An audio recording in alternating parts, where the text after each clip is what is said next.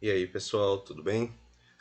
Hoje a gente vai falar sobre forças resistivas, né? Então, pensar em todo tipo de força que atrapalha o movimento, tá? Atrapalha no sentido de ela age na direção contrária ao movimento, tá? Então, quando um objeto sólido se move através de um fluido, ele experiencia uma força resistiva, tá? Que vai ser vai ter um nome particular, né? Que é o de força de arrasto, tá? Então, essa força de arrasto é uma força em oposição ao movimento. O fluido, ele pode ser um líquido ou um gás. Essa força é muito complicada, que depende de de tanto da propriedade do objeto, né, que está se movendo, quanto a propriedades do fluido. A força depende da velocidade, do tamanho, da forma do objeto e também depende da densidade, viscosidade e compressibilidade do fluido. Para objetos que se movem no ar, a força de arrasto do ar é ainda mais complicada, mas para movimentos que se movem com maior velocidade. Tá? Então, para objetos que se movem com alguma velocidade, a força resistiva, né, é proporcional ao quadrado da velocidade, ao, à seção transversal da área A do objeto em um plano perpendicular ao movimento, a densidade ρ do ar e é independente da viscosidade do ar. Então, de forma tradicional, a gente trata a magnitude do arrasto do ar para objetos se movendo muito rapidamente, escrevendo da seguinte maneira: força de arrasto é igual a 1 meio de CD, tá? Vou colocar aqui C arrasto vezes a área do objeto, a densidade do ar e a velocidade do objeto ao quadrado, tá? Então, onde esse coeficiente CA é o chamado de coeficiente de arrasto. É um número sem dimensão que é uma propriedade do objeto, tá? A gente tem uma lista de forças de arrasto, tá? De coeficientes de arrasto para alguns objetos simples, tá? Para algumas formas simples.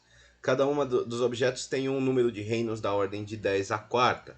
Então, por exemplo, para uma esfera, a gente tem um coeficiente de arrasto de 0,47. Uma semisfera, 0,42. Um cone, 0,5. Um cubo, 1,05. Então, quanto maior o coeficiente de arrasto, maior a resistência que o ar cria ao movimento. Tá? Se o coeficiente de arrasto é pequeno, a resistência do ar é menor. Tá? Então, se a gente tiver, por exemplo, um, um semicilindro, por exemplo, um cilindro curto, tá? A gente vai ter 1,15. Então, tem uma resistência bem alta. Para um corpo aerodinâmico, né, que é feito propriamente para diminuir a resistência, o coeficiente de arrasto é de 0,04. Então, a força é bem menor. Né? Então, se a gente tratar um modelo para a resistência do ar, esse modelo ele não se estende para todos os fluidos. Um objeto que está caindo em óleo, mel, inclusive na graduação a gente tem um experimento, né, de objeto caindo em óleo. um objeto caindo em melaço, água, ou eles vão cair de formas, em taxas diferentes, de acordo com as diferentes viscosidades de cada fluido. Para velocidades muito pequenas, a força de arrasto depende linearmente da velocidade e é proporcional à viscosidade do fluido, tá? A viscosidade eta do fluido.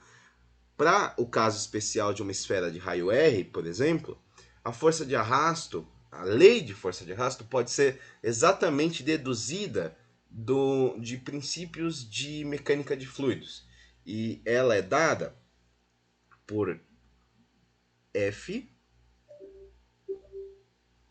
Tá dando mau contato aqui na mesa digitalizadora. F de arrasto.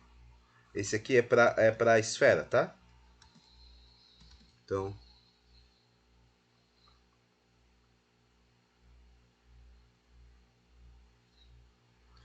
F de arrasto vai ser igual a menos 6π vezes a viscosidade do meio, tá? E vezes o raio da esfera e vezes a velocidade e segue no sentido da velocidade, tá? Essa lei de força é conhecida como lei de Stokes. O coeficiente de viscosidade eta tem uma série de unidades no sistema internacional. Ele pode ser dado por Newton por metro quadrado vezes segundo. Ele pode ser dado por Pascal vezes segundo. Ele pode ser dado por quilograma por metro por segundo. Tá?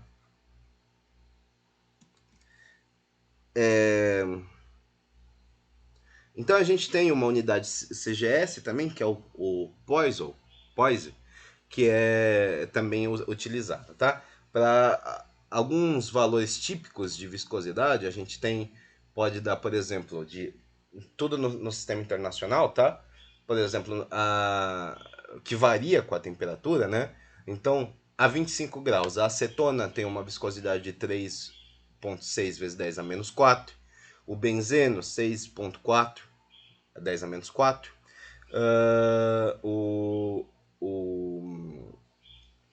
Que mais? O azeite de oliva, ele é de se esperar que tenha uma viscosidade mais alta, né? Então, o azeite de oliva tem 8,1, só que 10 a menos 2. Então, é 2 ordens de grandeza a mais, né? O óleo de rícino, né? Que é o óleo da mamona, ele também tem uma viscosidade bem mais alta, que já é 10 a menos 1, né? Ele tem de 9,85 vezes 10 a menos 1. O ar a 15 graus Celsius tem que ter uma viscosidade baixa, então é abaixo da acetona, 1,81 vezes 10 a menos 5. Então, a gente tem uma série de coeficientes de viscosidade e esses coeficientes variam com a temperatura. Tá? Por exemplo, se a gente pegar a água a 10 graus Celsius, todos eles estão da ordem de 10 a menos 3. Tá? Só que a 10 a água tem 1,308. A 20, 1,002. A 60, 0,467. A 100, 0,28. Tá? Então, existe uma relação, tá? Que ela não pode ser ignorada. E essa relação, que a viscosidade depende depende da temperatura, tá? Então, essa lei ela pode ser aplicada ao movimento de objetos parece redundante, né? Mas o movimento de objetos em movimento, tá? Lento em um fluido, tá? Por exemplo, gotículas de água muito pequenas caindo em um campo gravitacional, grãos de areia se depositando na água, ou a taxa de sedimentação de moléculas em um fluido, tá?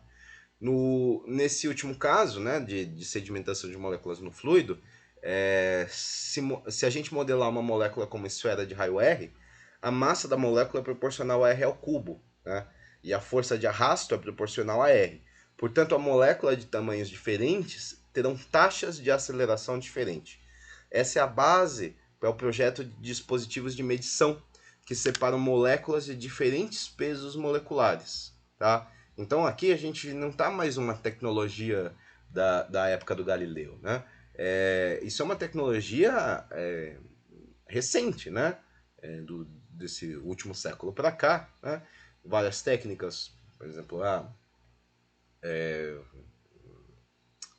as espectrometrias de massa, ou que ressonância magnética nuclear não se aplica, né?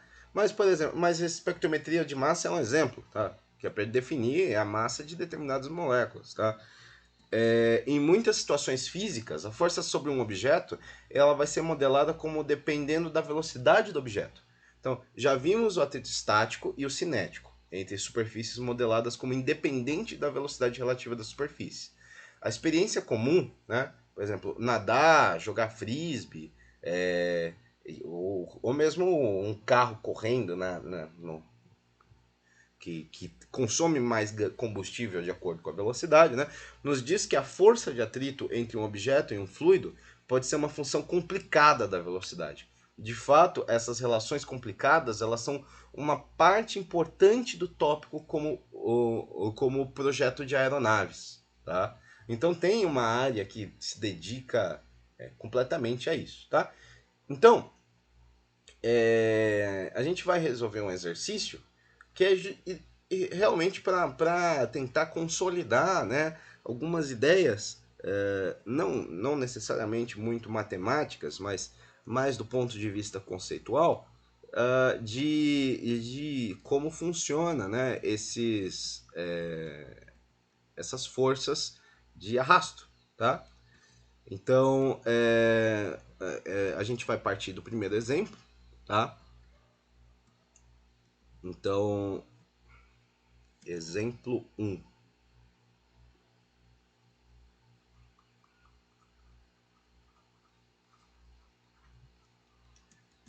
Tá? Então a gente tem uma bola de gude, tá? Essa bola de gude ela é esférica, tá? De raio R e massa M, tá? E ela é solta a partir do repouso e vai cair sobre a influência da força gravitacional por uma jarra, tá? Através de uma jarra de azeite de oliva, tá? Então a gente espera que vai ter uma resistência considerável, né? E então ele vai cair de uma altura H, tá? Da posição do topo que é o topo da jarra. E a força gravitacional tem aceleração G. Então o que eu tenho aqui, né? O que eu estou falando eu tenho opa, uma jarra cheia de azeite, tá? E eu tenho uma bola de gude, tá? Tá muito grande, né? Uma bola de gude que eu soltei aqui do topo da jarra. Então, tá aqui fazer a bola de gude azul, né?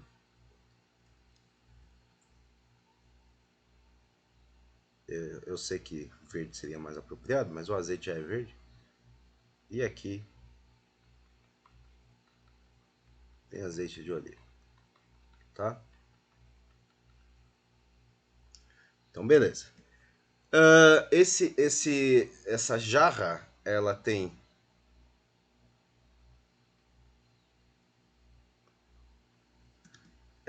altura H,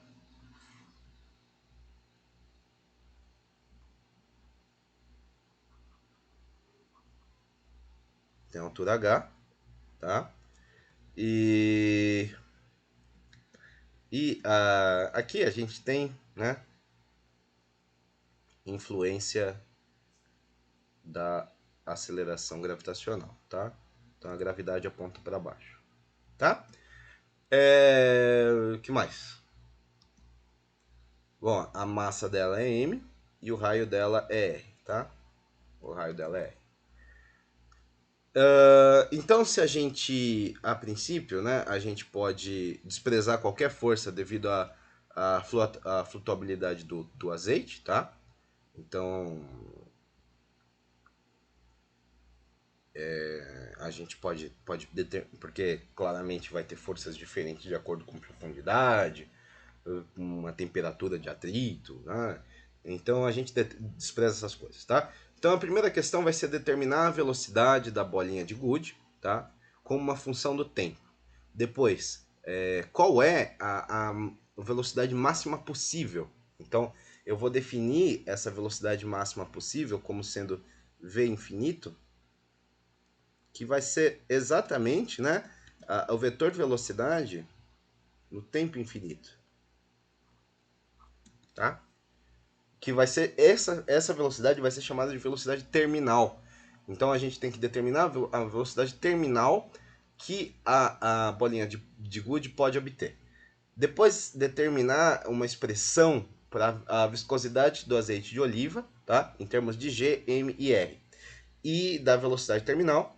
E por último, determinar uma expressão para a posição da bolinha de gude desde do momento em que ela é solta na superfície da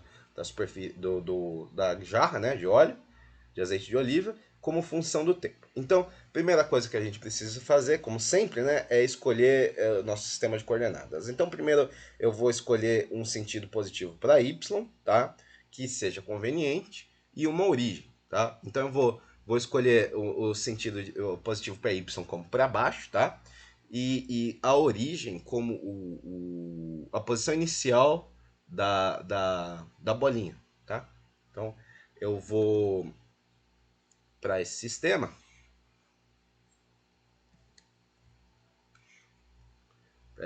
aqui.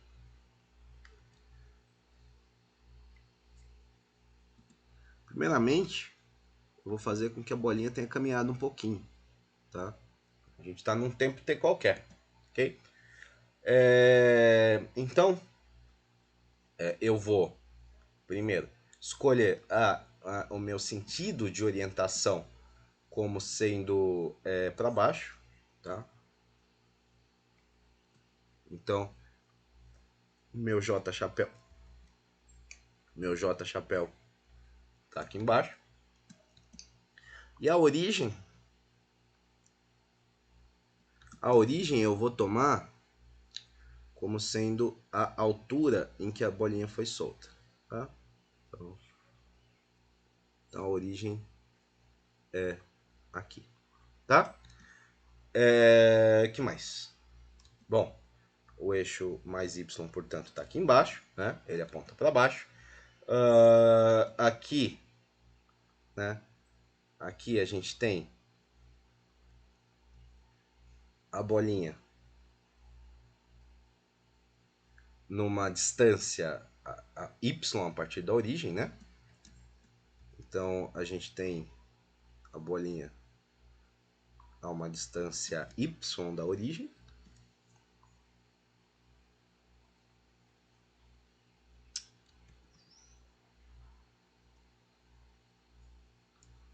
Tá?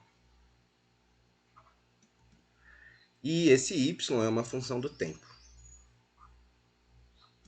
A bolinha, ela tem uma velocidade, né? Como tem a aceleração gravitacional, a velocidade dela aponta para baixo.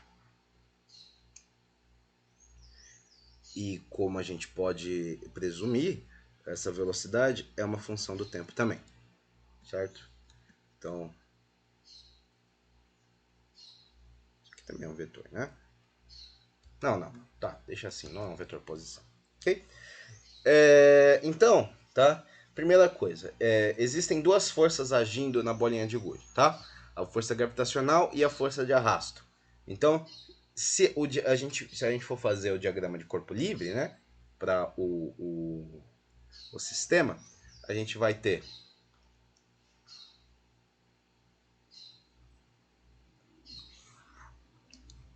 para eu ser preguiçoso, né? A gente vai ter, tá lá a bolinha, né? Mas quais são as forças que agem sobre ela? Deixa eu apagar as coisas que não precisam estar aqui agora, porque agora é um diagrama de corpo livre, né? A gente quer saber força, esquece velocidade não é uma força, né? O sentido é importante deixar. Que mais? As posições a gente não importa, né?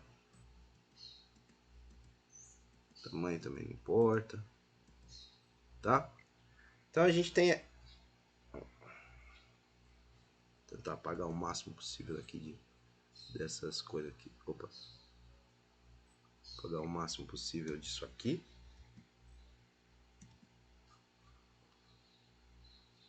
Também só para focar na bolinha.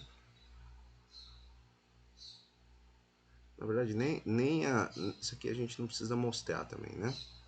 Então, só importa a bolinha. Tudo que importa é a bolinha. Agora apagar a bolinha não pode, né?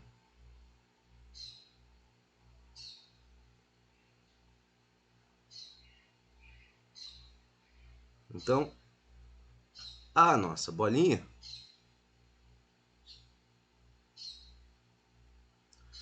A nossa bolinha, ela vai estar sentindo duas forças só. Força gravitacional, né? E uma força de arrasto.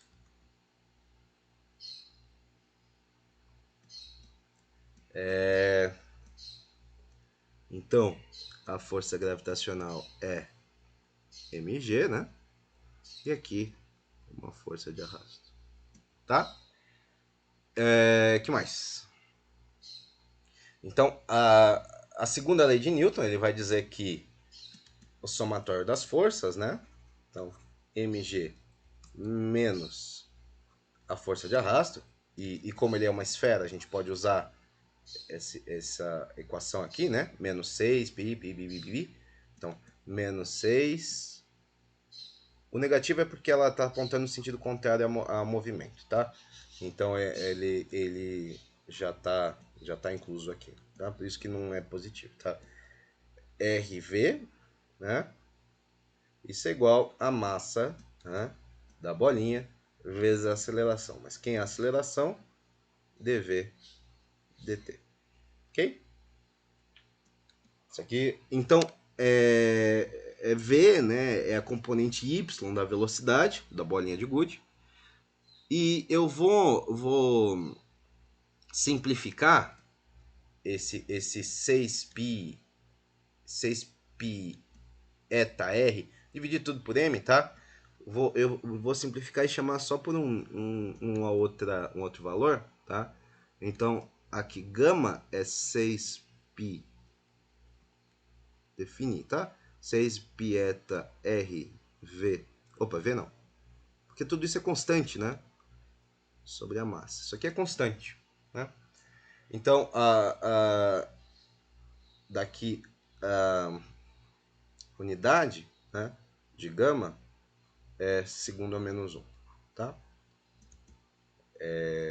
Então, essa equação aqui pode ser reescrita como sendo G menos gama V é igual a dV dt. Ok? Então, suponha que o objeto ele tem uma velocidade, um componente inicial com velocidade vt igual a zero, ou seja, ele está parado. V0 é zero. Então, a gente pode resolver a equação do sistema de diferencial, né, usando o método de separação de variáveis.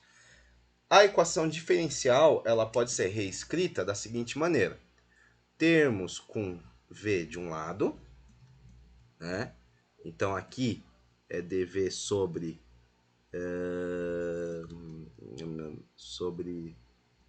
v menos v não, é v menos g sobre gama, tá? E como eu inverti aqui, eu vou colocar um menos aqui para compensar. E aqui a gente tem o dt, a gente tem dividiu tudo por gama, né? Dividiu tudo por gama, então a gente vai ter gama dt. Tá?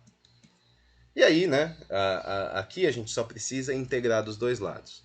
Então, a gente integra de um lado, de uma velocidade inicial, só que a velocidade inicial a bolinha estava parada, então ela é zero, até uma velocidade final, que vai ser a velocidade em algum tempo, tá? Então, v de t.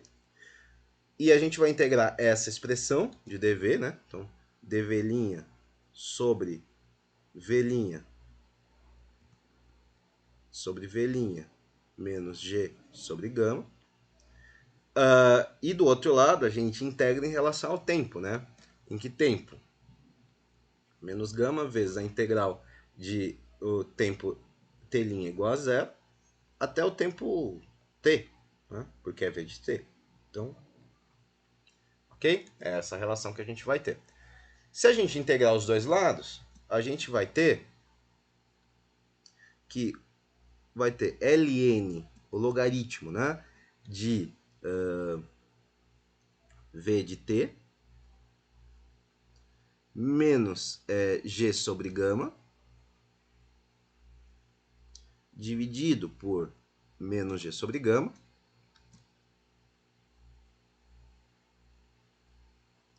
é igual a menos gama t.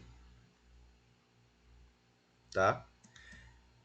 Lembrando que a exponencial do logaritmo de um número é o próprio número, a gente exponencia dos dois lados, e aí a gente some com esse logaritmo aqui do lado. Tá? Então, isso a gente tem que v de t menos g sobre gama, dividido por menos g sobre gama, é igual a exponencial de menos gama t. Ok? Então, se a gente isolar o componente da velocidade, né, o componente y da velocidade como uma função do tempo, a gente vai ter que a velocidade é igual a g sobre gama, né? G sobre gama vezes 1 menos a exponencial de menos gama t. Lembrando que esse gama aqui ele não existia, né? Então a gente só colocou para não ficar poluindo. Então a resposta final vai ser mg sobre 6π eta r vezes 1 menos e elevado a menos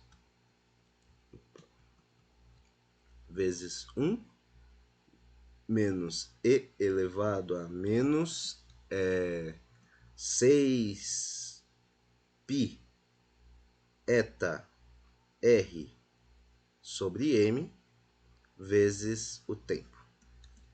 Tá? Então, essa é a expressão para a velocidade, para o tempo. Né? Se a gente for plotar o v de t, né, em função do tempo, né, usando alguns parâmetros que são razoáveis, né? Então, sei lá, usar o raio de 5 milímetros. É razoável, tá? Um raio de 5 milímetros para uma esfera. Um eta de 8 vezes 10 a menos 2, que é o eta de azeite de oliva. Uma massa de 4 gramas para a esfera, né? E o G sobre gama de 1,87 metros por segundo, a gente vai ter uma coisa assim.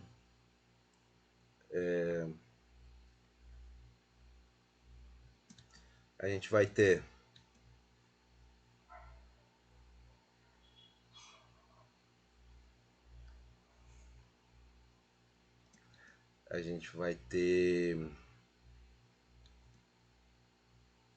esse cara aqui é o V de T, esse aqui é o T. Portanto, a unidade disso aqui é metro segundo menos 1. E a unidade disso aqui é segundo. Tá? Então, a gente vai ter uma coisa assim. Tá?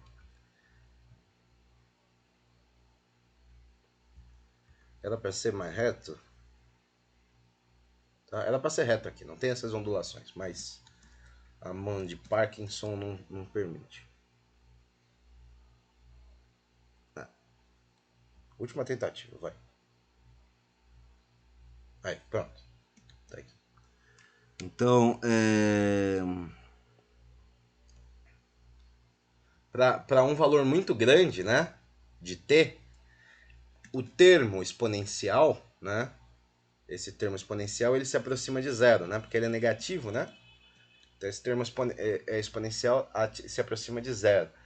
Então, a velocidade terminal da bola, né, da bola de gude, vai ser v de infinito é igual a só o primeiro termo, né? Então, mg sobre 6π eta e. Tá? Então, essa é a velocidade terminal da bola. Tá bom?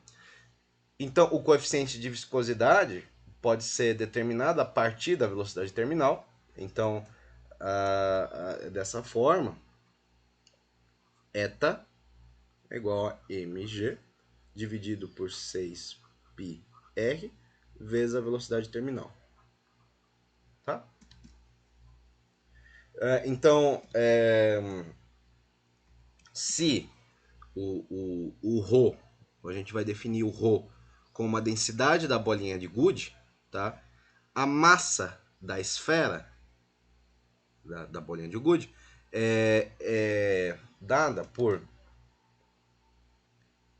m é igual a 4 terços de ρ da bolinha, tá? Vezes r ao cubo, tá? Uma vez que a ρ é massa por volume, né? Então a gente fez só isso aqui. Então a velocidade terminal vai ser dada por 2. Colocar, ao invés de v terminal, vamos manter v infinito, tá? Que é como a gente deixou no começo. Então, 2 vezes a densidade da bolinha, vezes o raio ao quadrado da bolinha, vezes a gravidade, dividido por 9 vezes a viscosidade. Tá? Então, a velocidade terminal depende do quadrado do raio da bolinha. Tá? Indicando que bolinhas grandes, né, maiores, vão ter velocidades terminais mais altas, tá? Isso é um pouco contraintuitivo, né? Mas a ideia é essa: a velocidades terminais, bolinhas maiores têm velocidades terminais maiores, tá? A posição da bolinha como uma função do tempo, ela é dada pelo que a gente já está habituado, né? Se a gente quer a posição y de t vezes y de menos y de t igual a zero, né? É dado pela integral de t' igual a zero até t da função de velocidade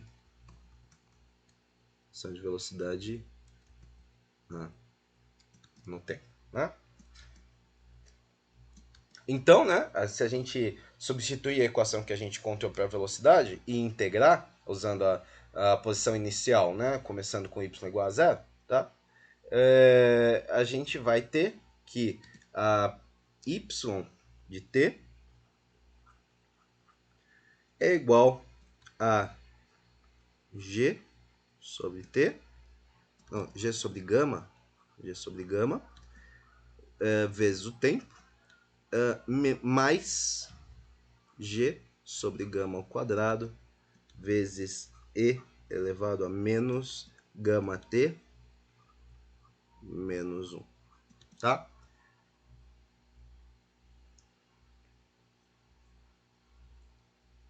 Então, um outro exemplo que a gente pode tratar,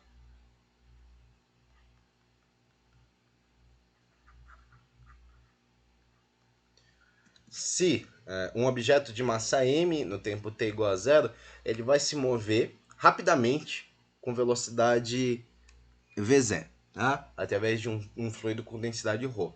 Se A é a área de seção transversal do objeto num plano perpendicular ao movimento, o objeto ele experiencia uma força retardante, né, de arrasto, que com magnitude que é dada pela equação da força sobre um objeto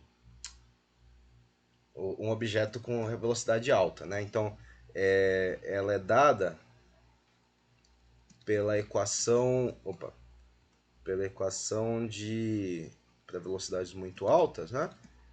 Ele depende do quadrado, né? Então, a ρ v quadrado depende do quadrado da velocidade, tá? Então, que a gente está tratando de um objeto com velocidade muito alta, tá? Então,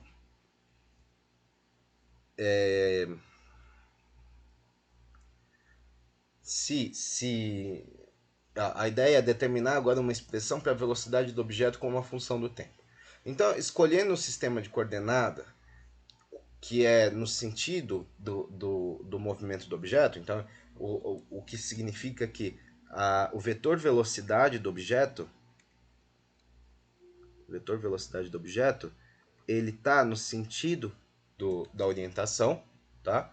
Então, para tentar diminuir, para poluir menos, fazer a mesma coisa. Lá a gente não definiu um gama, aqui a gente vai definir um beta, tá? Só para ficar menos poluído, onde a gente vai adicionar essas constantes, tá? Então beta vai ser um meio do coeficiente de arrasto, vezes a área do objeto, né? Vezes a densidade do meio, tá? Então a segunda lei de Newton, ela vai ser dada da seguinte maneira: a força é resistiva, então ela é negativa. Ela é contra o sentido da velocidade. Então vai ser menos beta vezes a velocidade ao quadrado é igual à massa do objeto, né? Que é a massa do objeto, que é m, né? Vezes a dv dt, tá? É isso, né? Eu acho que. Será que eu incluí certo, né? A equação.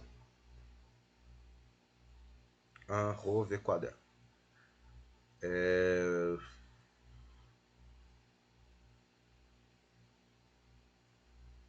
É isso mesmo. É isso mesmo. Essa é a segunda equação, lei de Newton, né? Então,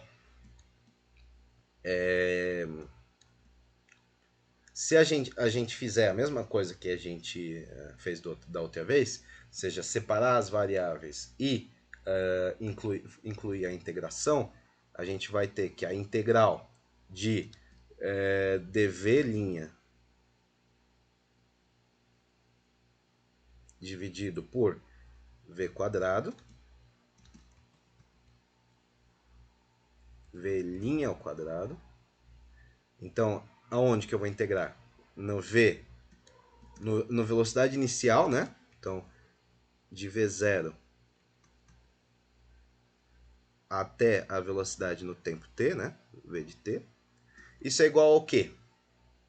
Bom, eu vou fazer o seguinte, eu vou incluir a massa, tá? Vou dividir pela massa aqui, para não ficar carregando essa massa. Então, tá? Vai ficar assim.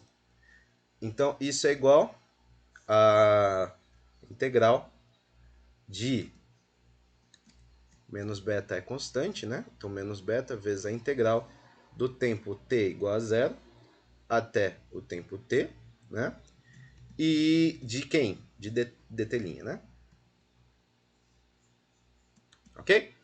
Então, se a gente integrar ambos os lados, a gente vai chegar que na relação que menos 1 sobre v de t menos 1 sobre v0 é igual a menos beta t, tá? Então, depois de fazer todas as manipulações algébricas para isolar v de t, a gente tem, a equação para a componente x do tempo, né? Que vai ser v de t é igual a v0 sobre 1 mais v0t, não 1 mais v0 beta, né? T, que é, né? Eu posso reescrever como sendo v0 sobre 1 mais 1 mais t sobre tal, tá? Onde aqui tal vai ser 1 sobre v0 beta, ok? Tá? Se a gente fizer um plot de v de t como função de t, a gente usando condições iniciais razoáveis, por exemplo, a velocidade inicial de 20 metros por segundo e um beta de 0,5 segundo a menos 1, a gente vai ter uma coisa assim.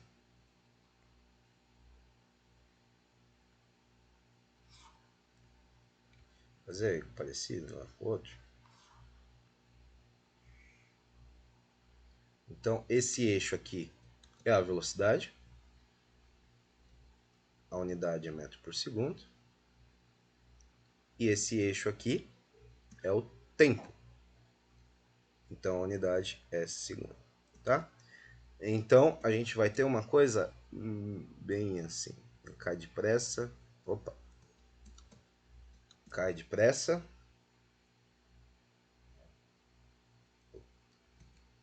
E depois decresce assintoticamente para zero. Tá?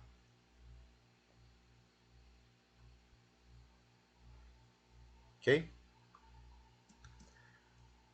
Esse é o gráfico que a gente vai ter. Então, vamos para mais um exemplo. Tá? Então, exemplo 3.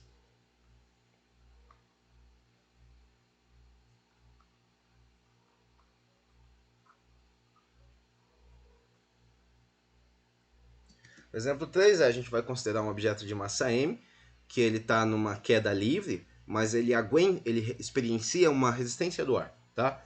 A magnitude da força para um objeto em queda livre, né, então ele vai estar numa velocidade muito alta, é a função que depende do quadrado da velocidade. Tá? Aí ρ vai ser a densidade do ar, A é a seção transversal do objeto, tá? Num plano perpendicular ao movimento, e o C vai ser o coeficiente de arrasto. Então, a gente vai assumir que o objeto ele é solto do repouso, tá? E ele vai muito rápido chegar a atingir uma velocidade que uma velocidade terminal, tá? Então a ideia é determinar a velocidade terminal e depois a velocidade do objeto como uma função do tempo. Então a primeira coisa que a gente vai fazer é o de sempre, né? Receita de bolo, escolher uma orientação para os eixos, né? E a orientação e a origem, né? Sistema de coordenadas. Então eu vou escolher como o objeto está caindo, é conveniente escolher a orientação para baixo. Então aqui a gente tem o sistema de coordenadas aqui, tá? E eu vou tomar aqui como origem a altura onde o objeto foi solto, tá? A gente tem uma... E vou orientar o sistema para baixo. Portanto, esse aqui é o sentido positivo, tá? Aqui a gente vai ter um objeto, né? O objeto que ele está caindo, né? O objeto está caindo. E ele, em algum instante t, ele vai estar na posição no instante t, ele estará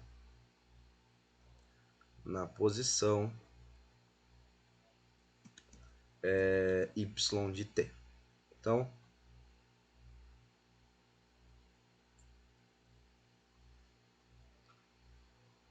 tá? Então, ele vai estar numa altura h em relação ao Sol, tá? E ele vai estar com uma velocidade para baixo, né? Que também é uma função do tempo.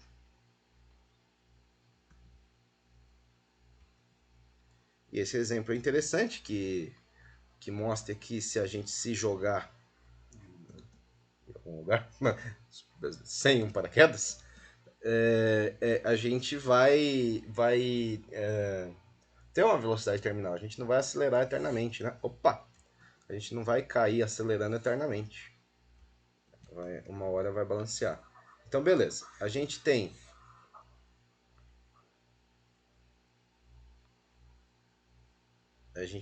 isso, né? A gente tem... Deixa eu ver se eu consigo... Tá, tira tudo isso aqui. Aí eu coloco esse aqui um pouco mais para cá. Aí eu coloco isso aqui. Então, beleza. Esse aqui é o nosso sistema de coordenadas, né? Então, existem duas forças, né, agindo sobre o objeto, que é a força gravitacional e a força de atrito. Então, segundo passo da receita, fazer o diagrama de corpo livre. Por isso que eu já copiei aqui do lado. Então, o diagrama de corpo livre vai ser quais são as forças que estão agindo sobre o objeto, né? Então, o objeto... Isso não é força, isso não é força, isso não é força, tá? Tá lá, o sistema de coordenadas, o eixo para baixo, né? As forças que estão agindo sobre o objeto são só... De novo eu fiz isso. As forças que estão agindo sobre o objeto são só as forças gravitacionais, a força gravitacional e a força de arrasto, tá? Então, esse aqui é mg e esse aqui é a força de arrasto, tá? Então, a gente vai de novo usar a segunda lei de Newton, e a segunda lei de Newton vai nos dizer que o somatório das forças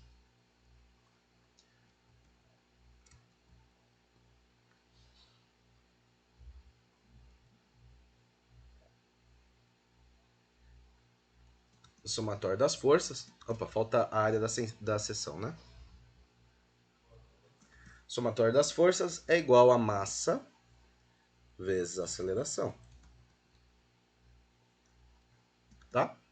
Então, eu vou tomar o beta, que a gente tomou da outra vez, né? Só que eu vou tomar o beta sem a massa. Vai. Então, beta vai ser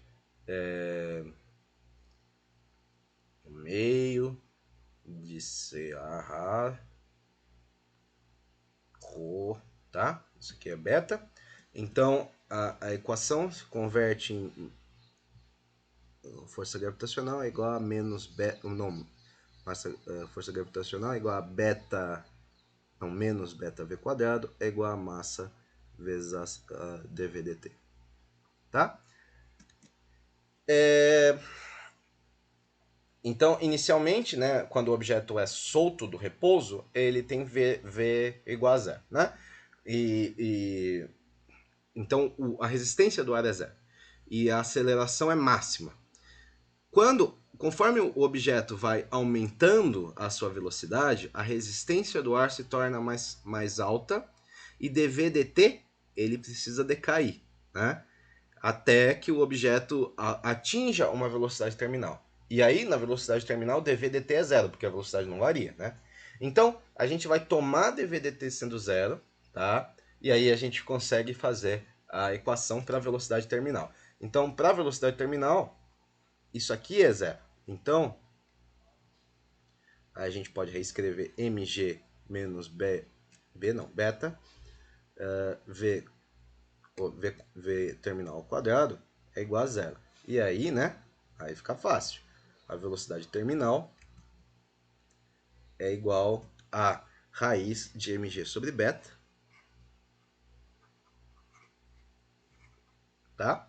Portanto, vai ser igual a raiz de 2mg sobre a força de arrasto, coeficiente de arrasto, vezes a área, vezes ρ, tá? Então, os valores, a gente tem uma série de valores, né, de velocidade terminal, de objetos a um mesmo coeficiente de arrasto, dado como 0,5. Por exemplo, uma gota de chuva. Se a gente parar para pensar e fazer o cálculo sem considerar a resistência do ar, a, a chuva deveria matar todo mundo, porque as gotas deveriam cair na velocidade que uma bala de fuzil está saindo do, do tubo, né? Então, uma gota de água tem uma velocidade terminal que tem que ser considerada, né? E a velocidade é de 6,5 metros por segundo. O granizo, por exemplo, granizo, né? Granito é a pedra. O granizo tem 20 metros por segundo, cai já mais rápido, por isso que dói, né? Sei lá, imagina uma águia caindo quando ela baixa, fecha as asas, ela vai cair super rápido, 50 metros por segundo. E se uma pessoa se jogar lá de cima, ela vai cair a 60 metros por segundo no máximo, tá? Mas não é por isso que a gente vai. Uma pessoa de 75 quilos, mais ou menos. Não é por isso que a gente vai se jogar, né? É importante pensar nisso, tá? Então, para a gente, se a gente quiser integrar a equação, a gente vai aplicar as técnicas de separação de variáveis para e integração por frações parciais. Então, eu vou linkar aqui a aula que eu dei sobre frações parciais, tá? Então, primeiro a gente vai reescrever a equação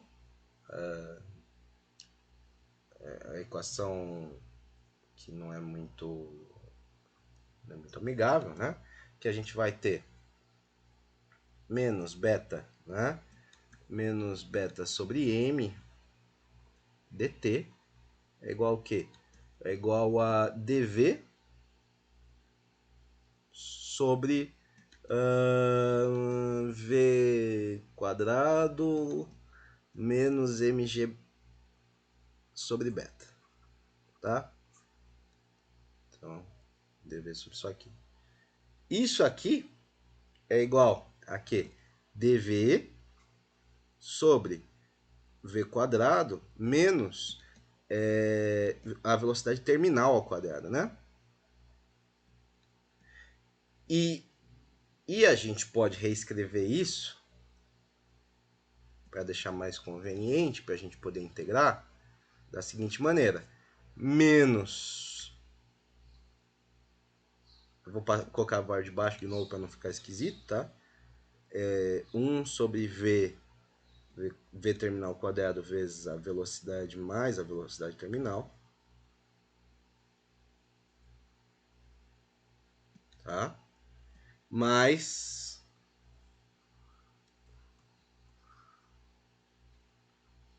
1 sobre 2 vezes a velocidade terminal ao quadrado vezes a velocidade menos a velocidade terminal vezes dv. E aí a gente integra essas duas coisas, que vai ficar bem feio, né? Se a gente vai integrar as expressões, então a gente vai ter que menos a integral desse primeiro termo aqui, né? Que é a v' de 0 até v de t, tá? Desse primeiro termo, que é dv' sobre 2v terminal vezes v mais v terminal, mais a integral do segundo termo, né? Integral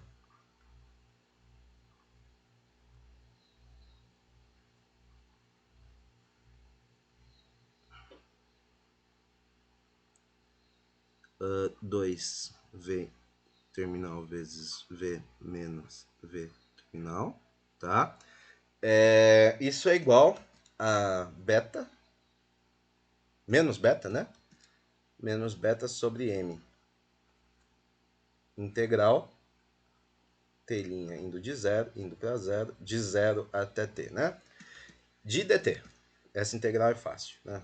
Essa do lado direito é fácil. Então, se a gente integrar esse trambolho, né? A gente vai ter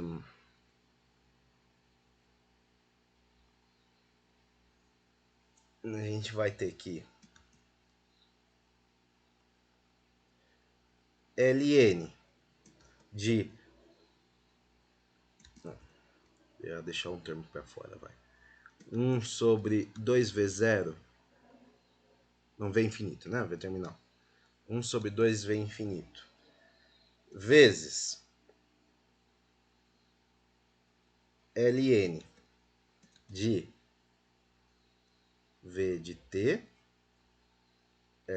mais a velocidade terminal, dividido por velocidade terminal, tá? Mais ln de velocidade terminal menos a velocidade no instante t, dividido pela velocidade terminal, é igual a menos beta sobre mt. Então, depois de muita manipulação algébrica, tá? A gente pode reescrever esse negócio, essa equação, como ln de v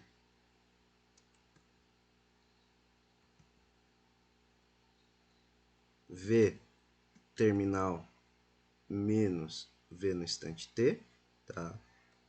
Dividido pela v de t mais v terminal é igual a menos 2 v terminal vezes beta sobre m vezes t. Ok? Se a gente exponenciar dos dois lados, a gente vai ter que v terminal menos v de t dividido por v de t mais v terminal é igual a exponencial de menos 2v terminal beta t dividido por m, tá? Depois de mais alguns rearranjos algébricos, né, a gente consegue encontrar a fórmula para a equação da velocidade em função do tempo, que vai ser v terminal vezes 1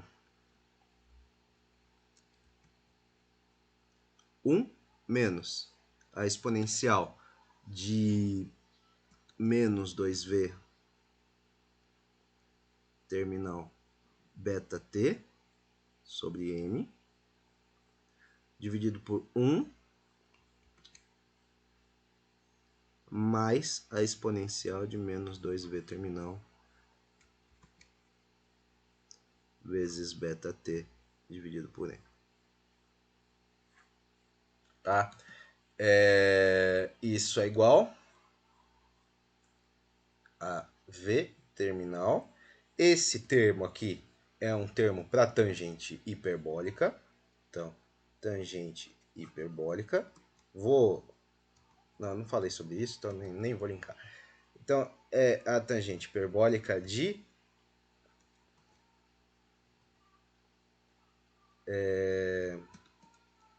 v terminal